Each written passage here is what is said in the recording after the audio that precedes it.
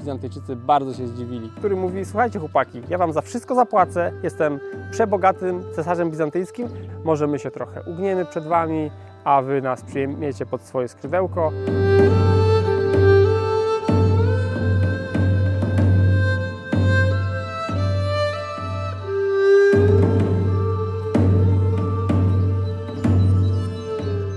Witam Was w drugim odcinku na temat historii Bizancjum. Dzisiaj opowiem o losach tego imperium od połowy XI wieku aż do wieku XV, kiedy to zostało ono zniszczone ostatecznie przez Turków osmańskich. Natomiast znajduje się w miejscu, które nazywa się Platamon. Jest to zamek, który został wybudowany nie przez Bizantyjczyków, ale został wybudowany w Grecji przez łacinników, jak nazywano tutaj krzyżowców, którzy przybywali tutaj od XII wieku. I na początku XIII wieku, kiedy oni wreszcie zdobyli Konstantynopol, wybudowali również ten oto fortyfikowany zamek, po to, żeby usadowić się tutaj na dobre. Jesteśmy pod górą Olimp, na południe od Tesalonik, w miejscu, gdzie oni utworzyli na początku XIII wieku księstwo Salonik i myśleli, że zostaną tutaj na dobre. A dzisiaj opowiem Wam, jak doszło do tego, że od połowy XI wieku przez kolejne 400 lat Imperium Bizantyjskie kurczyło, aż zniknęło z powierzchni ziemi.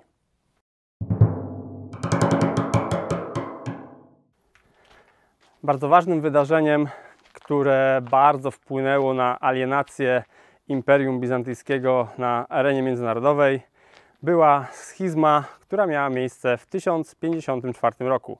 I choć wówczas współcześni nie widzieli tego jako dramatyczne wydarzenie, które podzieli raz na zawsze Kościół zachodni od wschodniego, to z perspektywy czasu widać, że było to coś, co było bardzo zabójcze dla Bizancjum. Wcześniej kościoły wschodni i zachodni kłóciły się między sobą i to było normalne.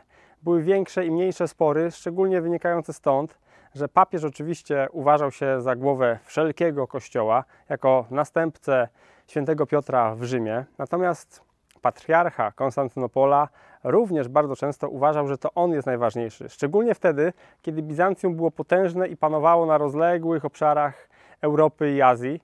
Wtedy wydawało się, że większość chrześcijan mieszka pod panowaniem właśnie Konstantynopola i bardzo często to właśnie patriarcha uważał, że jest on najważniejszy. Ale w XI wieku papieże rzymscy zaczęli wprowadzać doktrynę, według której definitywnie uważali wyższość papiestwa nad cesarstwem. Cesarstwem zarówno rzymskim narodu niemieckiego, jak i tym bizantyjskim. Natomiast na wschodzie doktryna była zupełnie odwrotna. Tutaj to cesarz był jak gdyby głową kościoła i to on miał zwierzchność nad patriarchami, nad wszelkimi biskupami. Kościół pełnił pewną taką funkcję służebną w stosunku do aparatu władzy świeckiej. I właśnie kiedy w XI wieku w Rzymie coraz bardziej chciano uniezależnić się od wszelkiej władzy świeckiej, Na wschodzie panowała zupełnie inna tradycja. I doszło do kolejnego sporu, który spowodował to, że wreszcie te kościoły rozeszły się raz na zawsze. A poszło tak naprawdę od spore nieporozumienie, ponieważ papież Leon wysłał swojego legata do Konstantynopola, aby ten upomniał patriarchę, żeby ten zaczął lepiej słuchać Rzym, ponieważ Rzym jest głową wszelkiego kościoła. I w międzyczasie, jak ten legat podążał do Konstantynopola, papież umarł, a legat zaczął działać nieco na własną rękę i po prostu rzucił na ołtarz w Hagia Sofii bullę, w której nakazywał powrót patriarchy pod zwierzchność Rzymu. Oczywiście patriarcha na to nie przystał, oba kościoły nawzajem wykleły się i ta bulla została oficjalnie spalona i to był symboliczny moment, kiedy ostatecznie już nigdy te dwa kościoły nie współpracowały razem, a rozłam między nimi pogłębiał się. Pogłębiał się przez późniejsze wydarzenia również, ponieważ ponad 100 lat później, w 1182 roku, doszło do wielkiej rzezi łacinników w Konstantynopolu. Łacinnikami nazywano oczywiście chrześcijan wyznania katolickiego, a później, mimo że papież ewidentnie nie chciał tego i wydał rozkaz krzyżowcom, żeby nie zdobywali Konstantynopola, w 1204 roku Konstantynopol został zdobyty i to była już rana, która pomiędzy tymi dwoma kościołami była tak głęboka, że nie została ona zabliźniona do dzisiaj. Ale po kolei. Dzisiaj opowiem Wam właśnie o tym, jak przez wieki Cesarstwo Bizantyjskie upadało aż do XV wieku, kiedy to oczywiście Turcy zdobyli ostatecznie to wspaniale ufortyfikowane miasto. Praktycznie całe 400 lat historii Bizancjum, które dzisiaj opowiem, to są zmagania Bizantyjczyków z Turkami.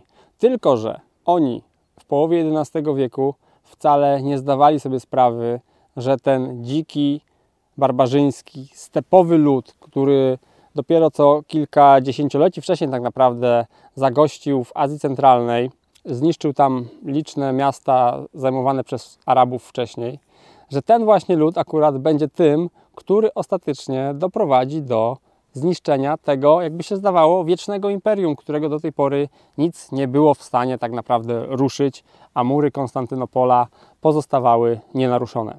Pierwszy kontakt taki mocny, bojowy z Turkami Bizantyjczycy mieli w 1071 roku, kiedy to pod ich twierdzą Mazikert w Anatolii, wschodniej części, doszło do wielkiej bitwy, w której to Bizantyjczycy bardzo się zdziwili. Dwie potężne armie spotykają się pod Manzikert, fortecą na wschodzie Anatolii, 26 sierpnia 1071 roku. Po stronie bizantyjskiej walczy mozaika różnorodnych kontyngentów. Mamy tutaj więc typową bizantyjską ciężką piechotę, najemnych wikingów z Rusi, Pieczyngów, Bułgarów, Słowian zamieszkujących Bałkany, Syryjczyków i Gruzinów. W sumie około 50 000 wojowników. Naprzeciwko nim staje mniej liczna, bo licząca około 35 000 ludzi, lecz bardziej jednolita armia turecka. Pierwszego dnia bitwy potężna bizantyjska armia rusza do ataku i prze z powodzeniem naprzód, podczas gdy Turcy cały czas ustępują jej pola, zasypując przeciwnika gradem strzał. Pod wieczór nawet turecki obóz zostaje zdobyty, lecz cesarz Roman IV zarządza odwrót na wyjściowe pozycje, by zapobiec nocnemu zamieszaniu. Wówczas to Turcy wykonują skoncentrowany atak na lewe skrzydło wojsk bizantyjskich. Co gorsza, Andronik Dukas, dowódca rezerw bizantyjskich, obwieścił, że cesarz zginął w walce i zarządził odwrót. Czyli uczynił coś zupełnie przeciwnego niż to, czego spodziewałby się po nim Roman IV w sytuacji, jaka właśnie panowała na polu bitwy. Jednak tutaj chodziło o rywalizację o władzę w przesiągniętej intrygami bizantyjskiej polityce. Znaczna część armii bizantyjskiej, słysząc tę plotkę, zaczęła się wycofywać, a imperator został wreszcie otoczony i walczył co prawda do końca, otoczony przez doborową gwardię wareską, lecz tutaj został schwytany i postawiony przed sułtanem żywcem. Warto wspomnieć właśnie, że gwardia wareska to byli tacy najlepsi z najlepszych wikingów, którzy za duże pieniądze służyli bizantyjskim cesarzom od stuleci właściwie. Roman IV został potraktowany z honorami godnymi cesarza. Zawarł pokój z Alp Arslanem i obiecał mu córkę za żonę dla jednego z jego synów. Po kilku dniach Roman IV został wypuszczony i ruszył z powrotem do Konstantynopola, lecz tam już władzę przejęła dla siebie rodzina Dukasów i cesarz Michał VII, kuzyn tego Andronika Dukasa, który zdradził na polu bitwy, szykowała się, aby teraz zbrojnie odeprzeć Romana IV, co zresztą niedługo później doszło do skutku i Roman został zabity. Zwycięstwo to pokazuje z jednej strony, w jak poważnym rozkładzie znajdowało się Cesarstwo Bizantyjskie w owym czasie i jak mądrze sytuację swoją ocenił Alp Arslan. Wiedział, że nie ma on szans tak naprawdę przeciwko zjednoczonemu cesarstwu, dlatego wolał poskromić tego lwa, traktując cesarza z honorami, zamiast mieć na karku duszącego żądzą zemsty władcę, który mógłby mu mocno zaszkodzić na zachodzie. Tymczasem to zwycięstwo przypieczętowało tureckie zdobycze w Anatolii i pozwoliło Turkom spojrzeć ze spokojem na wschód, choć środek ciężkości z sułtanatu seldżuckiego przesunął się mocno na zachód wskutek tych obszernych podbojów. I nagle Bizancjum zostało na wschodzie bezbronne. W kolejnych latach Turcy zapuszczali się bardzo głęboko na teren Azji Mniejszej i praktycznie cała ta kluczowa dla istnienia Bizancjum prowincja została zajęta przez nich przez kolejne kilka lat. I to był szok. I dlatego do władzy musiał dojść nowy człowiek. I tym nowym człowiekiem był Aleksy I Komnen, który był pierwszym z istotnych cesarzy z dynastii Komnenów, którzy starali się odbudować potęgę Cesarstwa Bizantyjskiego. Był to bardzo dzielny wojownik, który nie unikał walki, razem ze swoimi żołnierzami uczestniczył w kampaniach wojennych, mimo że wiadomo, było to bardzo niebezpieczne. I już na początku swojego panowania w 1081 roku pod Dyrachion dał radę pokonać Normanów. Normanów z Sycylii, którzy zapuszczali się na tereny zachodniej Grecji i próbowali tam zdobywać kolejne przyczółki, a wcześniej, kiedy w Bizancjum trwał dość duży chaos wewnętrzny, udawało im się to dość skutecznie. Teraz Aleksy Komnen dał im skuteczny odpór. Natomiast 10 lat później musiał mierzyć się z kolejnym wrogiem, z koczownikami, tym razem z północy, ponieważ połowcy zepchnęli Pieczyngów coraz bardziej na zachód i teraz resztki Pieczyngów tak naprawdę istniały już tylko na północ od Dunaju. I ci oto Pieczyngowie wraz ze zbuntowanymi przeciwko Bizancjum Bułgarami najechali na Trację. I w 1091 roku znowu Aleksy pokazał się jako wspaniały dowódca, pokonał połączone siły bułgarsko-pieczyńskie i dał odpór temu najazdowi, praktycznie rzecz biorąc, raz na zawsze. Już tylko raz Pieczyngowie poważą się naruszyć granice cesarstwa. Jako że Turcy opanowali prawie całą Azję Mniejszą, no to Aleksy postanowił zwrócić się o pomoc do papieża. Mimo że oczywiście między Kościołem Wschodnim a Zachodnim nie było miłości, to jednak ciągle oni wszyscy czuli się chrześcijanami, jednymi chrześcijanami.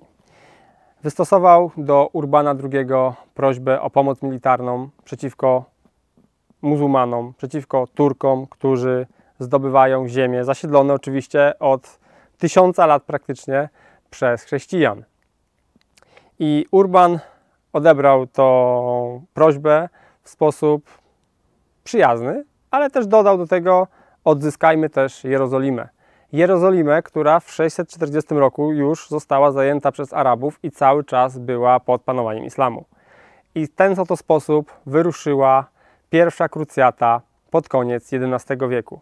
Ruszyła ona oczywiście przez tereny bizantyjskie. Aleksy podjął krzyżowców, przeprawił ich przez Bosfor, ale zażądał od nich hołdu lennego. To znaczy wszystkie ziemie, które oni podbiją na wschodzie, mają być lennem w stosunku do Bizancjum. Oni na to się zgodzili i to też pokazuje, jak silna była ciągle pozycja Bizancjum w świecie chrześcijańskim. Pierwsza krucjata, jak wiemy, udała się całkiem nieźle. W 1099 roku Jerozolima została odbita z rąk muzułmanów. Powstały księstwa chrześcijańskie, łacińskie, że tak powiem, na terenie Syrii, na terenie Ziemi Świętej. Powstało Królestwo Jerozolimy, a cesarz bizantyjski uważał się zwierzchnikiem tych ziem. I to będzie prowadzić do współpracy, a później do tarć. Następcą Aleksego Komnena był Jan II, który skupił się na sprawach wschodnich. Skoro tak dobrze poszło krzyżowcom, to on też chciał pokazać, że nie jest gorszy i rzeczywiście w latach 1119-1121 całkiem dużym powodzeniem walczył przeciwko Turkom seldżuckim i odbił od nich znaczną część Anatolii.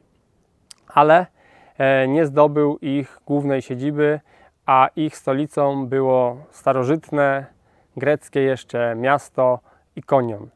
Kiedy wygrał jedną wojnę z Seldżukami, musiał szybko wracać na zachód, bo tam musiał sprostać kolejnemu najazdowi Pieczyngów.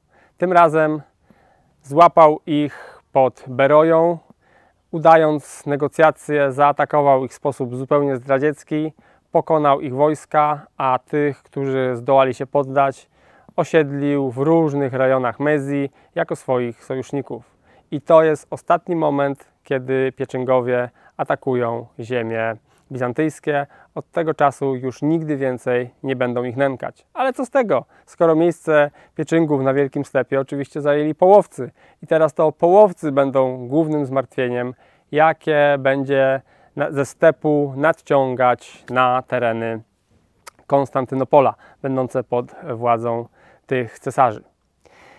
Jako że oczywiście cesarz zajęty był walką na wschodzie, to na zachodzie też głowę podnieśli Serbowie, głowę też podnieśli Normanowie i Serbowie uzyskali znaczną niezależność, zajęli trochę terytoriów wcześniej podległych ściśle Bizancjum, a Normanowie jak zwykle zrobili swoje desanty, żeby zdobyć sobie przyczółki w zachodniej Grecji.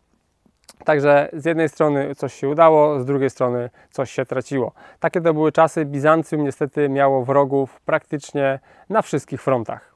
Jan II Komnen był żonaty z księżniczką z rodu Arpadów, co spowodowało, że czuł się on zobowiązany ingerować w sprawy węgierskie. Jednak jego interwencja i próba osadzenia na tronie swojego stronnika nie powiodła się i dzięki temu, a może mimo to, a może właśnie z tego powodu, w 1128 roku jego próba osadzenia na tronie własnego kandydata nie powiodła się i z tego powodu Bizancjum doświadczyło bardzo nieprzyjemnego najazdu odwetowego ze strony Węgrów. Miał on miejsce w 1128 roku i 2 lata trwały ciężkie walki nad środkowym Dunajem w okolicach Belgradu, gdzie Węgrzy z dużym powodzeniem wygrywali z bizantyjskimi wojskami i dopiero po 2 latach udało się ten konflikt zakończyć, a obie strony oczywiście wyszły z niego tylko i wyłącznie poobijane. Kolejnym bardzo ważnym cesarzem z dynastii Komnenów był Manuel. Ci w ogóle trzej pierwsi cesarze mieli bardzo dużo szczęścia, rządzili dość długo i ich rządy są dosyć znaczące, jeżeli chodzi o całą historię Bizancjum. Manuel był bardzo ambitnym cesarzem, który starał się odbudować jego potęgę, ale miał na swojej drodze oczywiście bardzo trudnych rywali. Na północy, na stepie panowali wtedy Połowcy, którzy byli bardzo potężni. Ruś była podzielona na dzielnice, więc nie stanowiła żadnego problemu, natomiast nad środkowym Dunajem Węgry były wówczas prawie że u szczytu swojej potęgi, więc kontestowały władzę Bizancjum nad Bałkanami.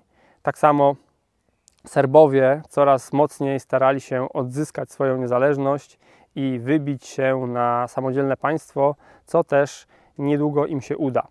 Natomiast na wschodzie oczywiście Manuel miał nie dość, że Turków, to jeszcze Arabów, którzy zbierali też swoje siły, ponieważ po przegranej z Krzyżakami, z krzyżowcami oczywiście, po stracie Jerozolimy, oni też byli zdeterminowani do tego, żeby odeprzeć chrześcijan z powrotem za morze. I właśnie w tych okolicznościach Manuel na początku swojej kariery starał się razem z krzyżowcami pokonać islam. Zrobił taką wyprawę na wschód, która była bardzo ciekawym przykładem współpracy Bizantyjczyków i krzyżowców i odniosła duży sukces. Zajęto niezłe terytoria. Bizancjum umocniło swoje władanie nad Syrią i wydawało się, że sprawy idą w bardzo dobrą stronę. Tymczasem, jak pewnie wiecie, 30 lat po tych wydarzeniach Saladyn odbije Jerozolimę z rąk chrześcijan, więc to były takie dobre, złego początki. Później Manuel musiał niestety walczyć też na drugim froncie, na froncie nad Dunajem, gdzie doszło do bardzo krwawej kolejnej wojny z Węgrami, którzy to starali się rozszerzyć swoje władztwo na południe. W latach 60. XII wieku Manuel toczył ciężkie boje z Węgrami, które zakończyły się dla niego jednak powodzeniem. Ustwierdził swoją granicę na Dunaju, podporządkował sobie jeszcze tymczasowo Serbów, a żeby zabezpieczyć sobie tą stronę swojego imperium na zawsze, wydał swoją córkę Annę za Belę III. I co więcej, jako że Manuel Komnen nie miał na razie własnego męskiego potomka, obiecał tejże parze młodej, że jeżeli będzie tam jakiś męski potomek, to zostanie on cesarzem bizantyjskim. I gdyby do tego doszło, to stałaby się rzecz niesamowita. Całe Wielkie Królestwo Węgier zjednoczyłoby się z Imperium Bizantyjskim.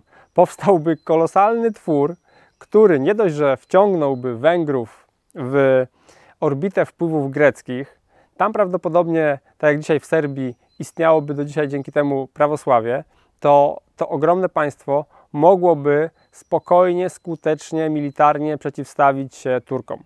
Ale kiedy Manuelowi urodził się syn, to zrezygnował z tej propozycji i dziecko Beli III i Anny nie zostało władcą połączonych dwóch państw, bizantyjskiego i węgierskiego.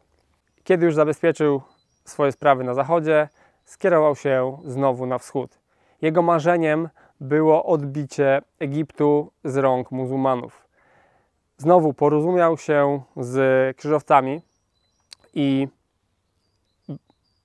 Królestwo Jerozolimy wysłało swoje wojska lądowe, a Bizancjum wysłało swoją potężną flotę, żeby odbić Egipt z rąk muzułmanów. Niestety cała ta wyprawa nie powiodła się.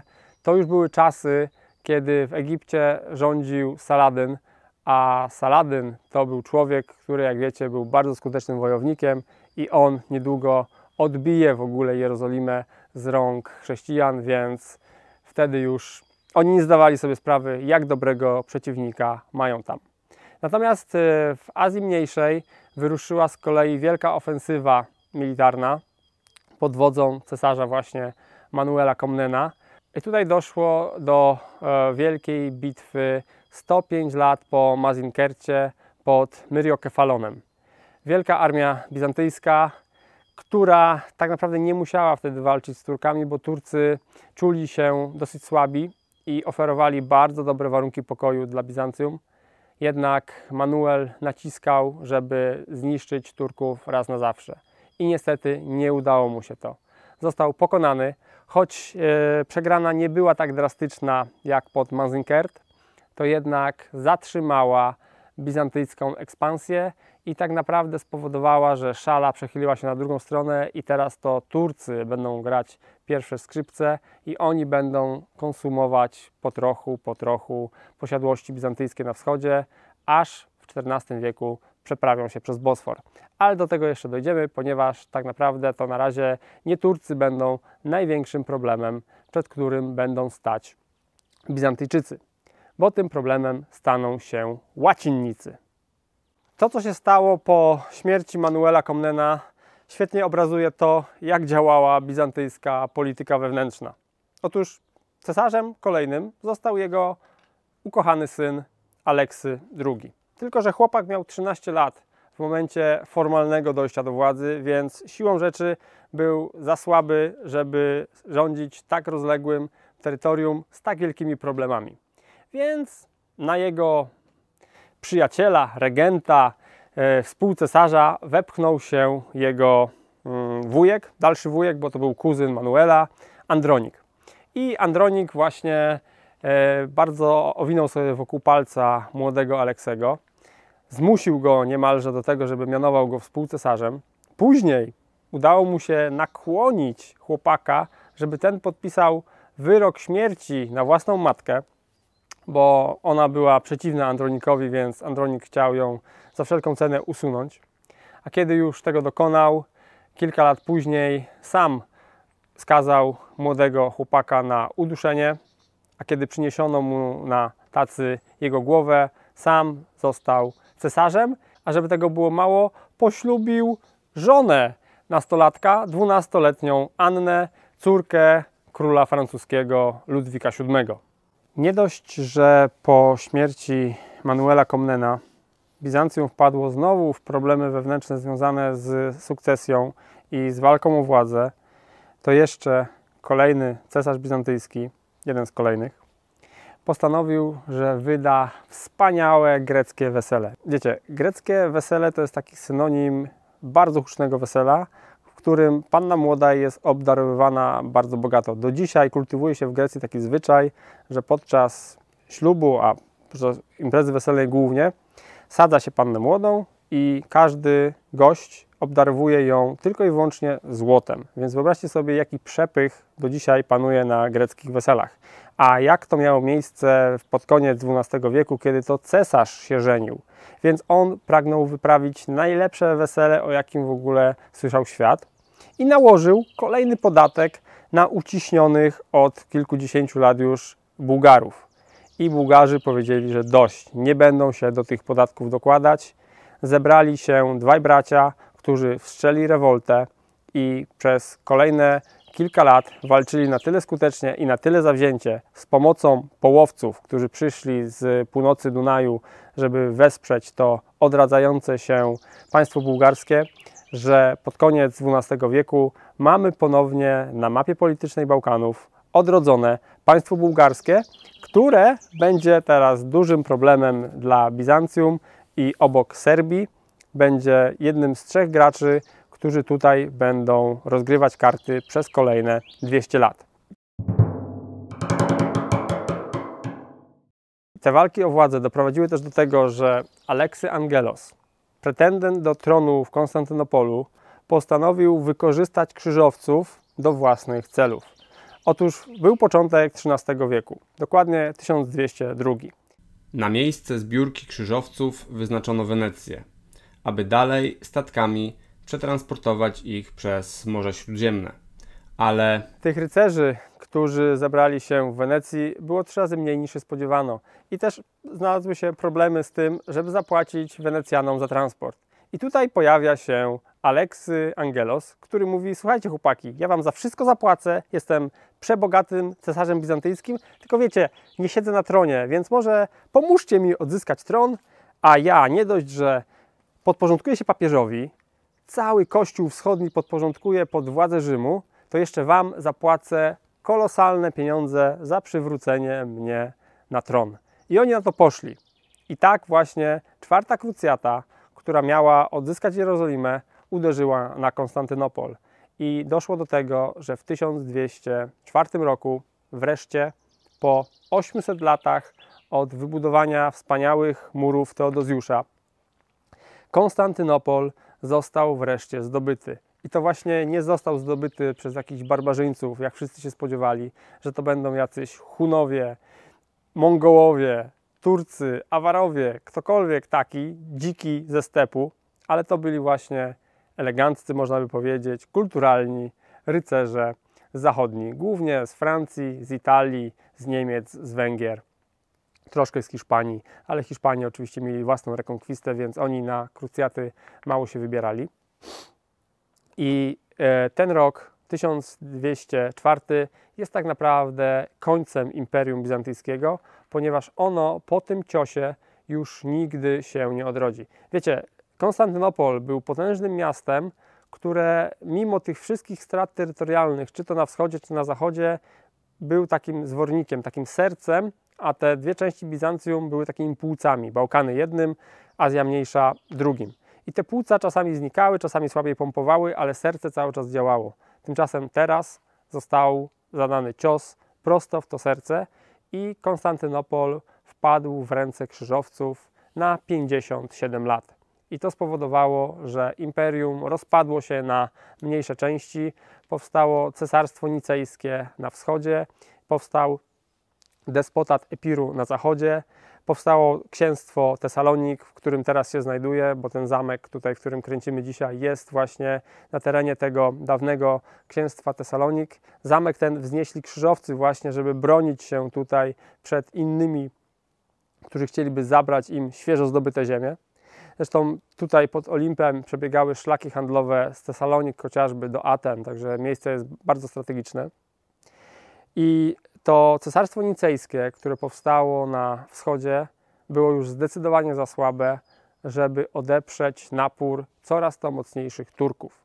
A Turcy ci będą teraz stopniowo konsumować pozostałości po dawnym imperium, powiedzmy, że okruchy Imperium Bizantyjskiego, i będą szturmować Bosfor, przekroczą go i zajmą stopniowo tereny znajdujące się dalej na zachodzie. A jak to wszystko się skończy, oczywiście wiemy.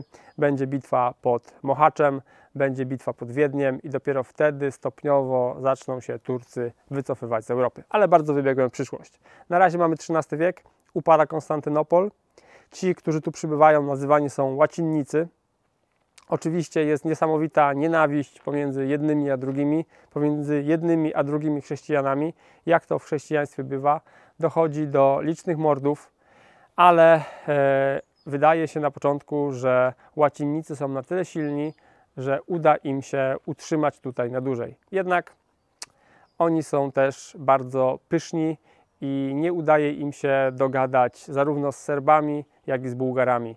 I to moim zdaniem leży u podstaw tego, że Cesarstwo Łacińskie w Konstantynopolu nie zachowało się. Bo gdyby oni dogadali się ze swoimi północnymi sąsiadami i potrafili z nimi przynajmniej zachować pokojowe relacje, to mogliby rzeczywiście przy wsparciu z zachodu utrzymać się tutaj i stworzyć coś trwałego. Jednak tak się nie stało. Przykładem niech będą relacje Baldwina I, cesarza łacińskiego, z Kałojanem, carem Bułgarii. Baldwin stwierdził, że jest panem dawnego imperium i z tego powodu Bałkany są mu winne posłuszeństwo, a więc i Bułgarzy, którzy dopiero co wybili się na niepodległość. Był to wielki błąd dyplomatyczny, bo Bułgarzy szczerze nie cierpieli Bizantyjczyków i byli bardzo skłonni do kooperacji z łacinnikami, gdyby tylko ci nie byli tacy butni. Łacinnicy jednak brutalnie obchodzili się z lokalną, greckojęzyczną i prawosławną ludnością, traktowali ich jak heretyków i dochodziło do licznych represji, co szybko doprowadziło do buntu. Kiedy tylko Baldwin I udał się na Pelopones, w Tracji wybuchło powstanie przeciwko łacińskiej władzy, a buntownicy poprosili o pomoc cara bułgarskiego. Ten chętnie skorzystał z takiego zaproszenia i wraz z licznymi połowieckimi posiłkami wyruszył na południe. Tam 14 kwietnia 1205 roku pod Adrianopolem doszło do bitwy, w której wciągnięte w połowiecką zasadzkę wojska zachodnioeuropejskie zostały niemal doszczętnie zniszczone, główni dowódcy krzyżowców zginęli, a cesarz Baldwin I dostał się do niewoli, z której już nie wyszedł żywy. Kałojan po tej bitwie przyjął dumny tytuł Romanoktonos, czyli Rzymianobójca, i uważał to za zemstę na Bazylim II Bułgarobójcy sprzed prawie 200 lat.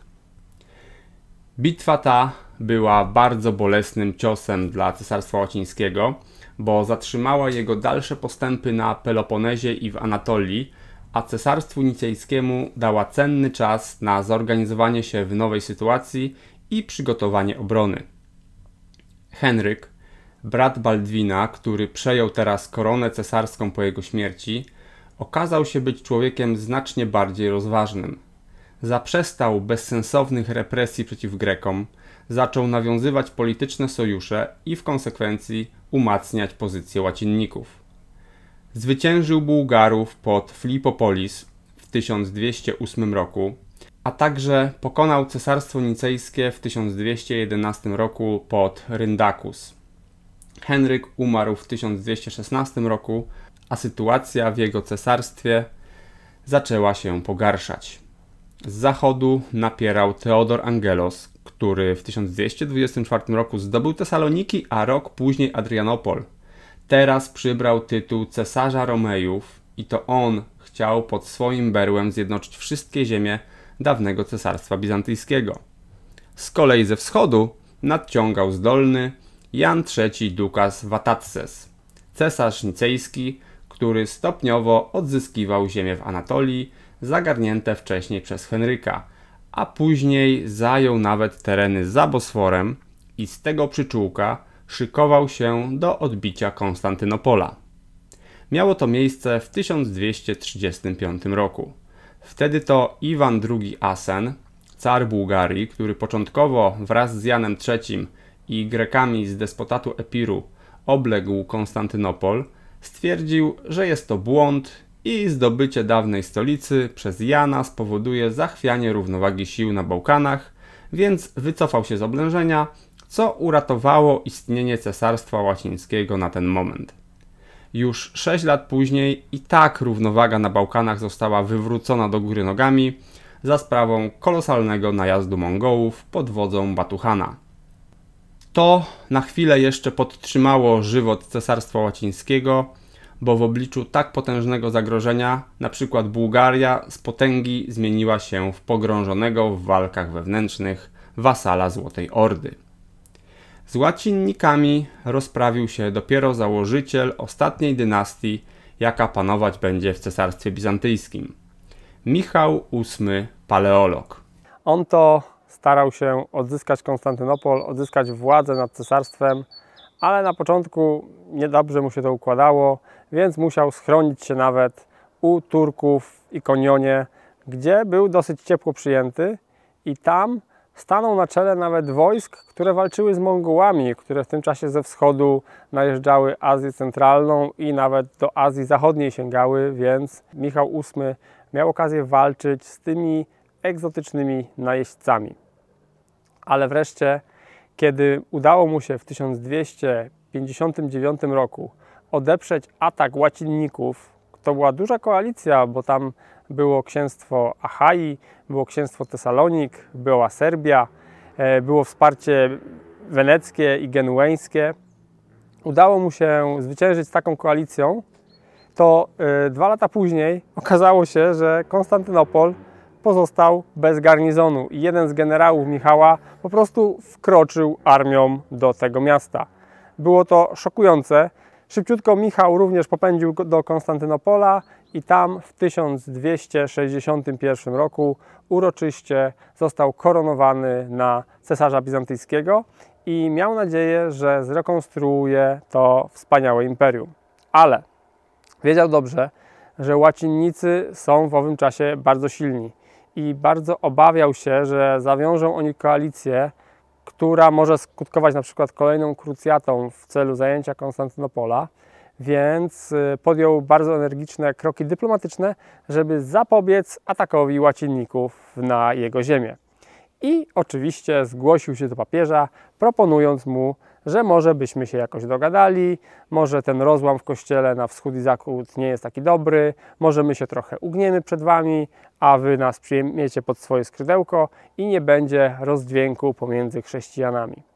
Oczywiście oferta, którą składał Michał VIII, była bardzo słaba, ponieważ Bizancjum wtedy już było cieniem tego imperium, które było dawniej, ale papieża ta oferta bardzo zainteresowała i na synodzie w Lyonie doszło do podpisania unii pomiędzy Kościołem Wschodnim a Zachodnim. A oczywiście Michałowi chodziło tylko i wyłącznie o to, żeby wytrącić ewentualnym krzyżowcom argument z ręki, żeby nie atakować jego ziem. Ta unia oczywiście nie przetrwała dłużej niż życie Michała VIII i dalej później powrócono do podziału na wschód i zachód, szczególnie, że Ruś, która w owym czasie była zupełnie pod butem Mongołów, ale jednak ona już żyła swoim życiem i żyła sobie w swoich prawosławnych okolicznościach, że tak powiem.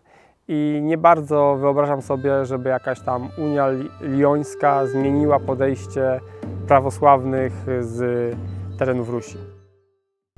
bo na taką unię było już zdecydowanie za późno. To znaczy Bizancjum w 1274 roku było już zdecydowanie za słabe, żeby wola cesarza mogła wpłynąć na miliony prawosławnych, którzy żyli na terenach, nad którymi Bizancjum już dawno nie panowało, to znaczy w Serbii, w Bułgarii, a przede wszystkim na Rusi.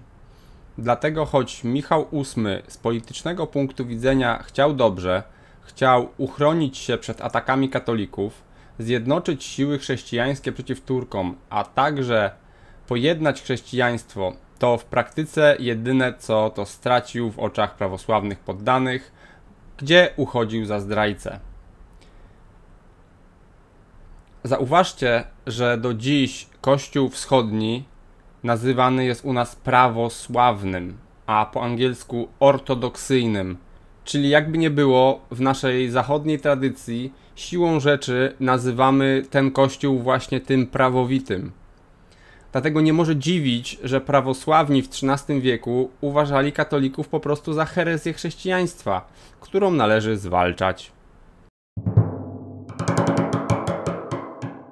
Następcą Michała VIII był jego syn Andronik II. Władca ten od razu wypowiedział Unię Lyońską, pokazując, że wycofuje się z błędnej polityki ojca, która polegała na podległości Zachodowi. Na jego panowanie przypada dojście do władzy Osmana w jednym z tureckich państewek w Anatolii. Już w 1302 roku wojska Osmana zadadzą pierwszą klęskę Bizantyjczykom. Sytuacja ekonomiczna w Bizancjum również była fatalna. Cały XIII wiek to były wojny na terenie Tracji, która zdegradowała jej gospodarkę i ten niegdyś bardzo bogaty region teraz był ruiną. A ponadto Andronik psuł na potęgę walutę, aby jakoś płacić armii. Szukał też ratunku w walce z Turkami w najemnikach. Zatrudnił słynną kompanię katalońską, bandę zbrojną z Aragonii, która niestety w 1305 roku zwróciła się przeciwko niemu, po tym jak jej dowódca został zamordowany przez Bizantyjczyków. Więc nie dość, że nie rozwiązali oni mu problemu Turków, to jeszcze doprowadzili do walk wewnętrznych i kolejnych zniszczeń. Przez kilka lat Katalończycy plądrowali Bizancjum, ostatecznie zajęli Ateny i tam urządzili sobie państewko, które przetrwa aż do podboju przez Turków prawie 100 lat później. Można by powiedzieć, że Andronik miał pecha, bo trafił na bardzo zdolnych sąsiadów. Na wschodzie naciskał go Osman, który stopniowo budował potęgę Turków. Niebawem przerodzi się to w imperium, a na zachodzie Stefan Urosz II, władca Serbii, nie zamierzał nie korzystać z tak wspaniałej okazji, że Bizancjum jest słabe i zajął Macedonię. Serbia też w tym czasie była na bardzo wzrostowej pozycji. Jakby problemów zewnętrznych było mało, w 1321 roku doszło do wojny domowej w Bizancjum. Andronik II miał swojego ulubionego wnuka, którego planował na swojego następcę, Andronika III, który jako rozpieszczony, ukochany wnuczek cesarza był młodzieńcem niezwykle rozpieszczonym, prowadzącym tryb życia będący hańbą dla całej rodziny paleologów. Pijaństwo, rozwiązłość, rozrzutność. Wnuczek cesarza postanowił pewnego razu zabić człowieka, którego uważał za rywala do łoża jednej damy. Najął więc zabójcę, który pomylił się i zamiast domniemanego konkurenta Andronika zabił jego własnego brata.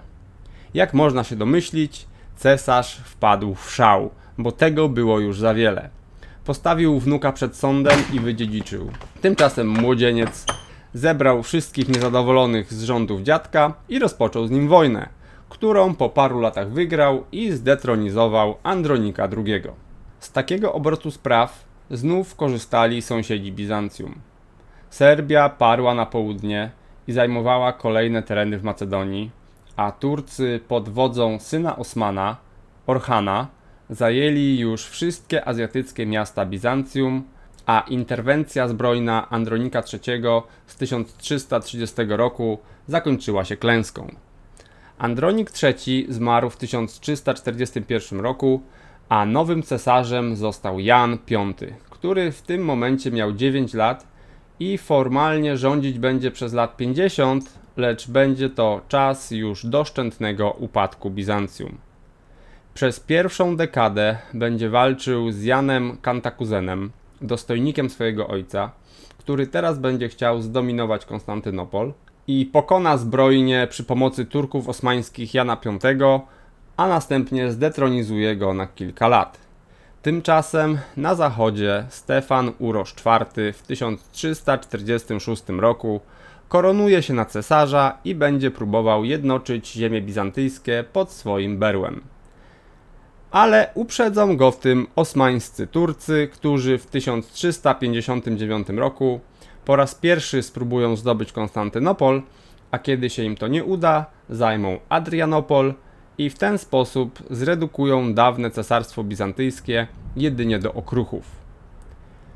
W desperacji Jan V uda się do Rzymu, gdzie przejdzie na katolicyzm, błagając o pomoc zachodnich władców.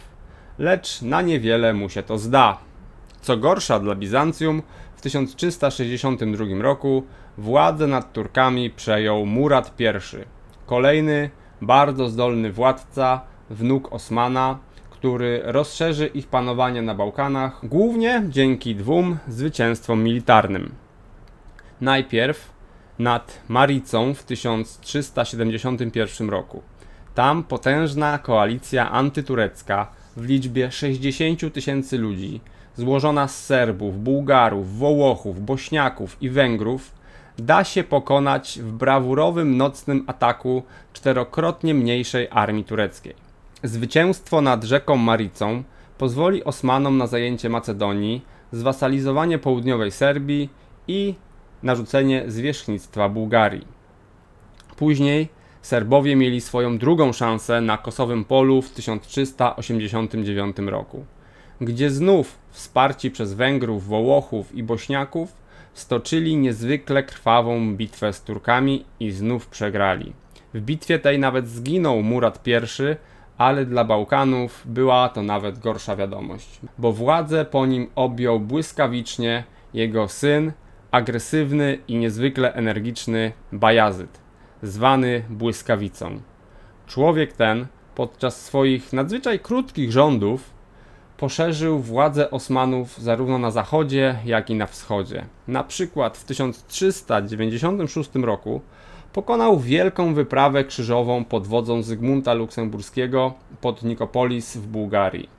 Obległ też Konstantynopol i pewnie już w okolicach 1400 roku zdobyłby to miasto, kończąc historię Bizancjum, lecz tym razem Konstantynopol został uratowany przez Tamerlana, który najechał na Turków ze wschodu i pod Ankarą w wielkiej bitwie zniszczył wojska Bajazyda, a jego samego uwięził i w ten sposób zakończył jego błyskotliwą karierę, bo z tej niewoli sułtan osmański nie wyjdzie już żywy. Tak więc dzięki Tamerlanowi Konstantynopol mógł dogorywać sobie jeszcze przez kolejne pół wieku. Tymczasem Bałkany uzyskały wielką dziejową szansę, żeby odwrócić bieg historii. Od 1403 roku 4 synów Bajazyda walczyło ze sobą w niezwykle krwawej wojnie domowej, a to spowodowało, że całe Imperium Tureckie było niezwykle łatwe do pokonania. Dziwi mnie, że władcy Bałkanów nie zjednoczyli się, nie rzucili się na bałkańskie posiadłości Turków i nie pokonali ich, może nie z dużą łatwością, ale wówczas Turcy byli zdecydowanie do pokonania. Nie dość, że stracili mnóstwo wojska pod Ankarą w 1402 roku, to teraz ich państwo było pofragmentowane i pogrążone w walkach wewnętrznych. Cóż, nie wykorzystali tej okazji, a niewykorzystane okazje lubią się mścić i w przyszłych dekadach sami zostaną skonsumowani przez odrodzone państwo osmańskie. Ostatnią próbę uratowania tego miasta przed Turkami podjął polski i węgierski król Władysław. Lecz jego plan zupełnie się nie powiódł. Nie dotarły bizantyjskie posiłki, a Genueńczycy, przekupieni przez Turków, pomogli im w szybkiej przeprawie przez Bosfor, co spowodowało, że w listopadzie 1444 roku pod Warną na rycerzy polskich i węgierskich spadła 3 razy większa turecka armia.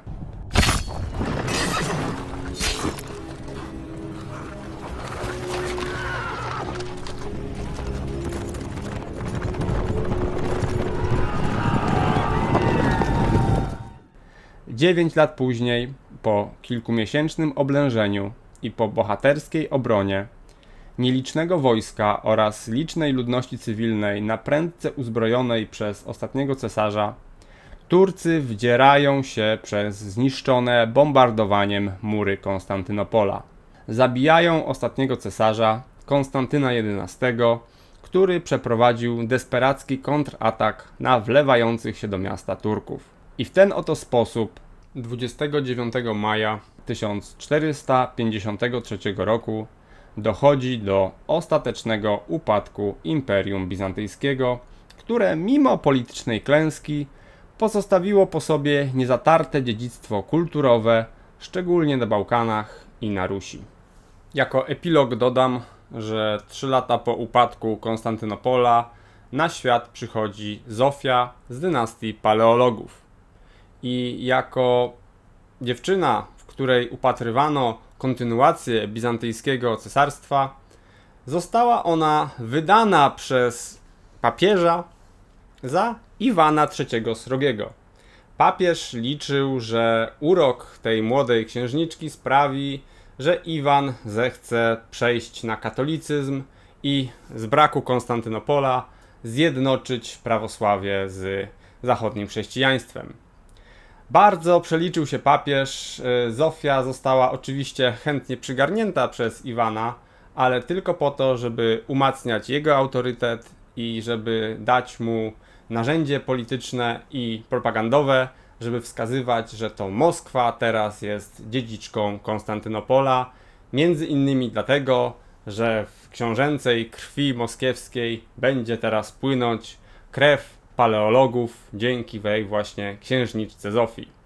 Także papież zrobił sobie strzał w kolano, a Moskwa uzyskała wspaniałą amunicję propagandową, która to amunicja w przyszłości pozwoli im rzeczywiście zbudować imperium. Imperium, które cały czas będzie odwoływać się do bizantyjskiej przeszłości i też dzięki temu na Bałkanach wpływy Rosji będą przez kolejne wieki coraz większe, bo oni będą cały czas się właśnie odwoływać do tego, że oni chcą odzyskać Konstantynopol, pokonać Turków i zrekonstruować wspaniałe Imperium Bizantyjskie. I w ten oto sposób, w pięknych promieniach wiosennego słońca z zamku Platamos opowiedziałem Wam historię Imperium Bizantyjskiego. Mam nadzieję, że przybliżyło Wam to tą niesamowitą historię tej części Europy, która w Polsce jest tak naprawdę bardzo mało znana. Jeszcze raz dziękuję wszystkim bardzo mocno za wsparcie naszego kanału, wszystkim subskrybentom, wszystkim wspierającym nasz kanał, a także tym, którzy dorzucają się do naszych zrzutek.